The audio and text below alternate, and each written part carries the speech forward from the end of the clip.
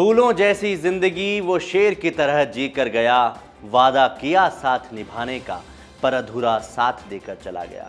नमस्कार, मैं हूं राज शर्मा और आप देख रहे हैं एसकेएल न्यूज़। कुछ लोग ऐसे होते हैं जिनकी शख्सियत के दीवाने दुश्मन भी होते हैं। ऐसे ही अद्भुत प्रतिभा के धनी थे डॉक्टर साहिब सिंह वर्मा, जिन्होंने कम उम्र में ही ऊंचा मुकाम हासिल किया। उनकी पुण्यतिथि पर देखिए एसकेएल न्यूज़ की ये स्पेशल कहानी। आम किसान जाट परिवार में जन्म लेकर निगम पार्षद से अपनी राजनीति की शुरुआत कर पहले दिल्ली के मुख्यमंत्री पद पर नियुक्त होकर फिर भारत सरकार में केंद्रीय श्रम व रोजगार मंत्री बनकर संपूर्ण उत्तरी भारत में सेवा और संकल्प का नाम ही डॉक्टर साहिब सिंह वर्मा है। साहिब सिंह का जन्म 15 मार्च 1943 को दिल्ली के मुंडका गांव में हुआ। वो साल 1996 था जब दिल्ली के मुख्यमंत्री मदन लाल खुराना पर भ्रष्टाचार के आरोप लगे और उन्होंने त्यागपत्र दे दिया। तब दिल्ली प्रदेश की लड़खड़ाती हुई पतंग की डोर साहिब सिंह के हाथों में दी गई और जैसे एक मां अपनी संतान की देखभाल करने में कोई कसर नहीं छोड़ती, ठीक वैसे ही इन्होंने भी दिल्ली के हर सुख दुख की चिंता की।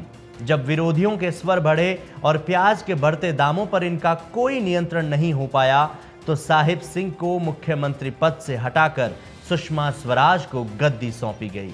तब ऐसे मौके शायद ही देखने को भारतीय राजनीति में मिलेंगे कि साहिब सिंह ने सरकारी आवास खाली कर दिया और अपने पूरे परिवार सहित डीटीसी की बस में बैठकर अपने गांव लौट आए।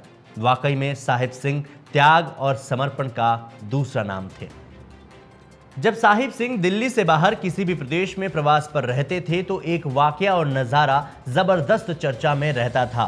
वो जब भी किसी रास्ते से गुजरते थे तो वहां पर भाजपा, कांग्रेस, बसपा, सपा, आरएलडी, इनोले और अकाली लगभग सभी पार्टी के नेता डॉक्टर साहिब सिंह से मिलने के लिए हाथ में फूल मालाएं लिए सैकड़ों की संख्या में रास्ते में खड़े रहते थे। ये मोह पार्टी से नहीं था, सिर्फ और सिर्फ साहिब सिंह का प्यार और लगाव ही था जो लोगों को उनसे मिलने के लिए मजबूर कर देता था। आखिर ऐसी क्या चीज थी साहिब सिंह में जो लोगों को पार्टी के बंधनों को तोड़कर उनसे मिलने के लिए मजबूर कर देती थी? तो इस सवाल का बड़े बुजुर्ग जवाब देते हुए बताते हैं कि वो जिस भी रास्ते से जाते थे तो उसी रास्ते में आने वाले सभी गांव, ढाणियों, कस्बों व शहरों में आने वाले प्रबुद्ध लोगों, जनप्रतिनिधियों, वकीलों व डॉक्टरों को फोन करते थे और कहा करते थे कि चौधरी साहब, कल आपके यहाँ से निकल रहा हूँ, समय हो तो आशीर्वाद देना। इस तरह से सबसे अपनत्व की भावना रखने का काम शायद ही कोई और कर सकता है। यही एक मैसेज लोगों को सारे बंधनों से तोड़कर उनकी ओर लोगों को खींच लाता था। जब लोग उनके घर जाते थे तो वो उनके कंधों पर हाथ रखकर घूमते घूमते उनसे अपनेपन की बात करते थे, साथ में जबरदस्ती खाना खिलाते थे और बाद में कहते थे कोई काम था क्या, और जो भी काम हो वो तुरंत करते थे, चाहे वो देश के किसी भी कोने का ही क्यों ना हो। जम्मू कश्मीर, पंजाब, राजस्थान, गुजरात, मध्य प्रदेश, उत्तर प्रदेश, बिहार, इन सभी प्रदेशों में कहीं न कहीं किसी न किसी रूप में साहिब सिंह आज भी लोगों के दिलों में बसते हैं।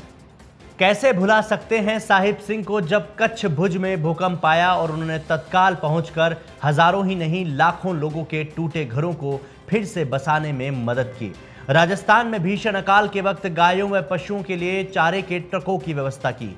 नीमका थाना में उनके बसाए वंदे मातरम गांव को कैसे भुला सकते हैं लोग? पंजाब में नशा मुक्ति की पहल को कैसे भूल सकते हैं लोग? जम्मू कश्मीर के कटरा, लेह और घाटी की शांति की उस पहल को कैसे भूल सकते हैं लोग? उत्तर प्रदेश व बिहार में गरीबी उन्मूलन की उस पहल को कैसे भुला सकते हैं लोग? मध्य प्रदेश की उस खेती व किसान उन्नति की उस पहल को कैसे भूल सकते हैं लोग? लोग ना तो व्यक्तिगत रूप से साहिब सिंह को भूल सकते हैं और ना ही एक कुशल राजनेता के द्वारा किए गए कामों को भुला सकते हैं। उस वक्त लोगों के दिलों में साहिब सिंह की पैठ इस कदर थी जब लोग दिल्ली या दिल्ली से बाहर किसी काम के जाने की सोचते थे कि अनजाने शहर में कैसे जाएंगे, कहाँ जाएंगे, कैसे काम करवाना होगा, तो चिंता की लकीरें खिंच जाती थी।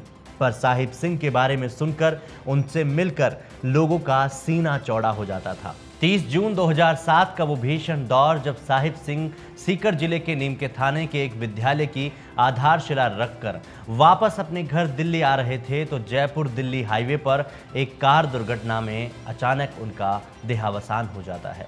शरीर से भले ही उन्होंने इस दुनिया को अलविदा कह दिया, पर आज भी हम सभी देशवासियों के दिलों में साहिब सिंह जैसी शख्सियत जिंदा है।